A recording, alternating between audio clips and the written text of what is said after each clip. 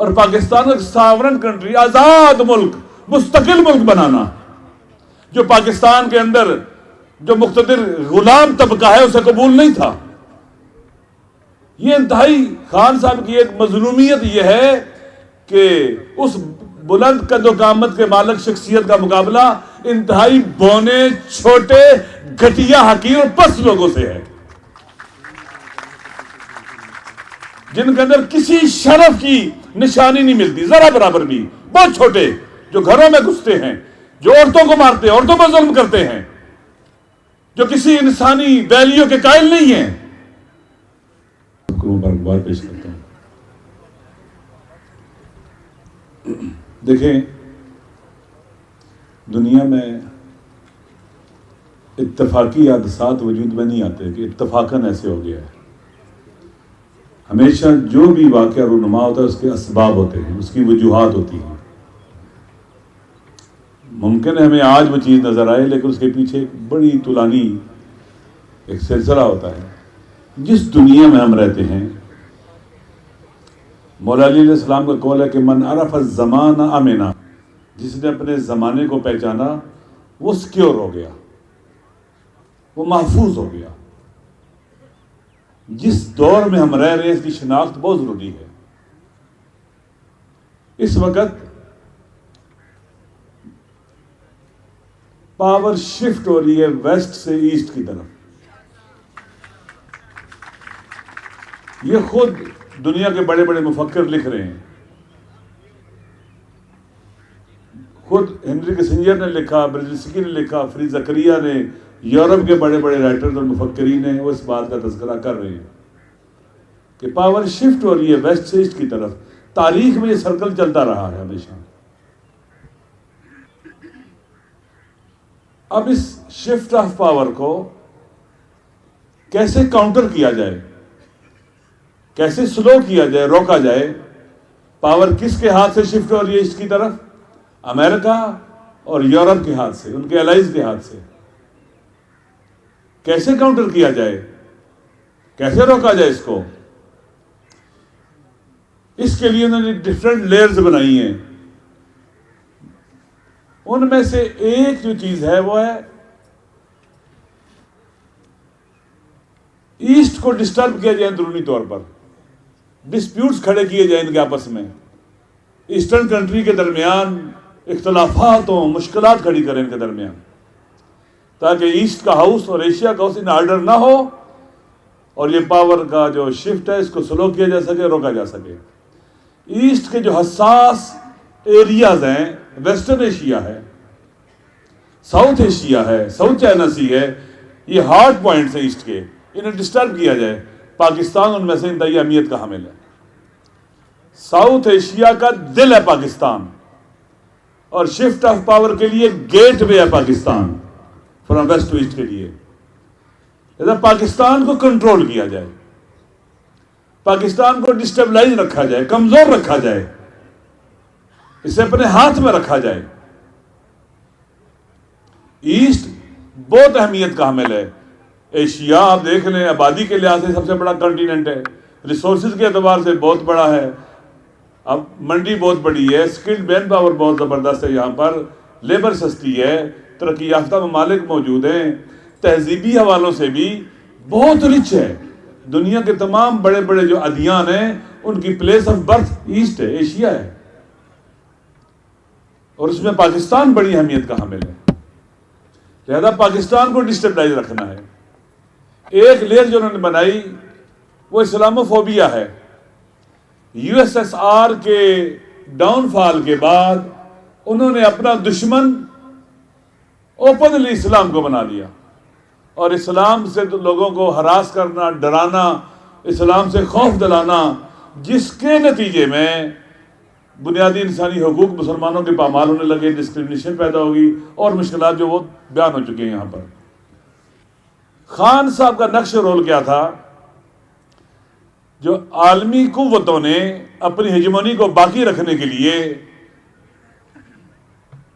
جو منصوبے بنائے ہوئے تھے، خان صاحب نے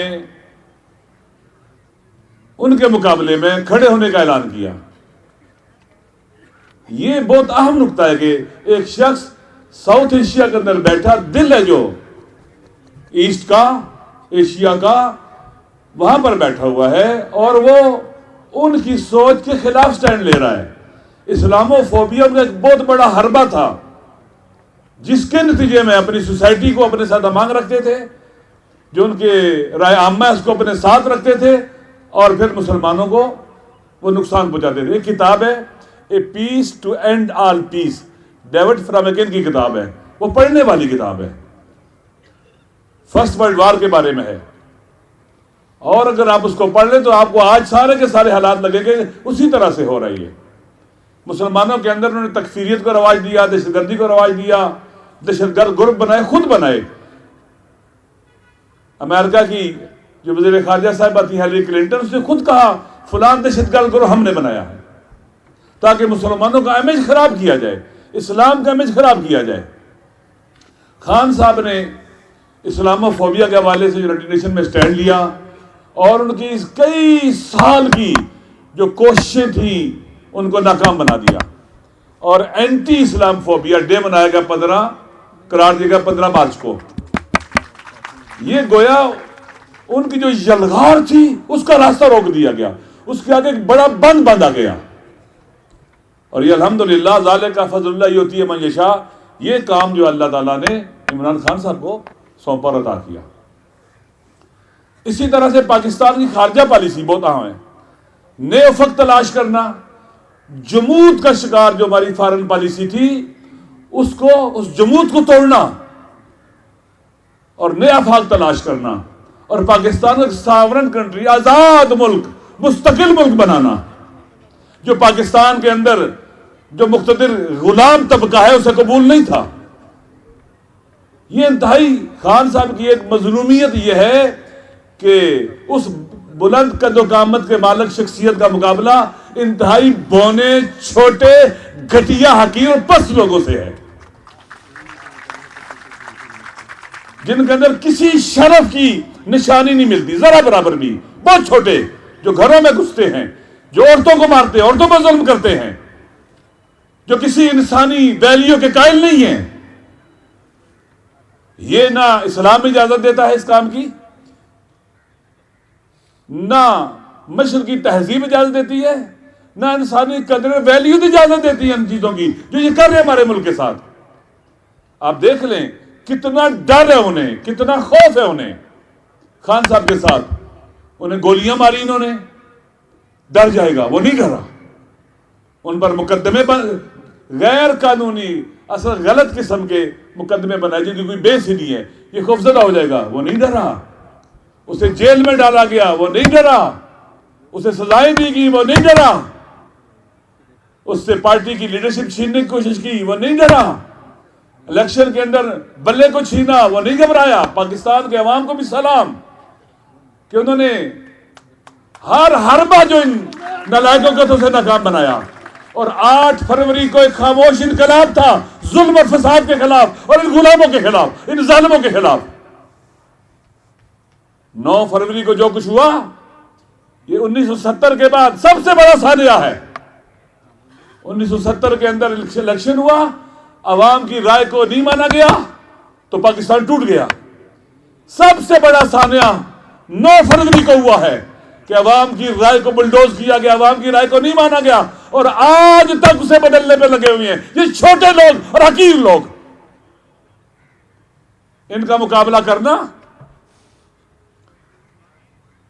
آئینی طور پر بھی لازم ہے، پاکستان کا قانون بھی کہتا ہے، ہمارا دین بھی کہتا ہے، اسلام بھی کہتا ہے، اور انسانی شرف اور وقار بھی کہتا ہے کہ ان وطن کو ان بونے لوگوں سے نجات دلائی جائے، ان چھوٹے لوگوں سے نجات دلائی جائے۔ پاکستان کے عوام ڈیزرو کرتے ہیں کہ یہاں عدل و انصاف کی حکومت ہو۔ اللہ نے تمام انبیاء کو بھیجا، کس لیے؟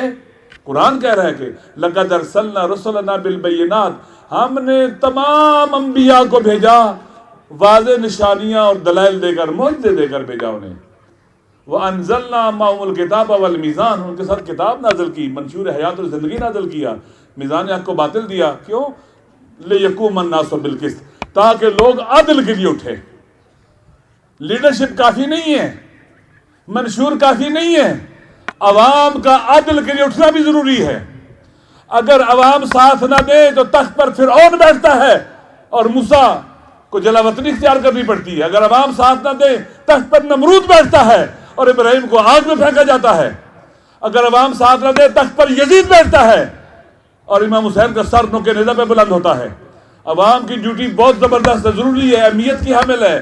اور پھر جو خان صاحب کے ساتھی ہیں،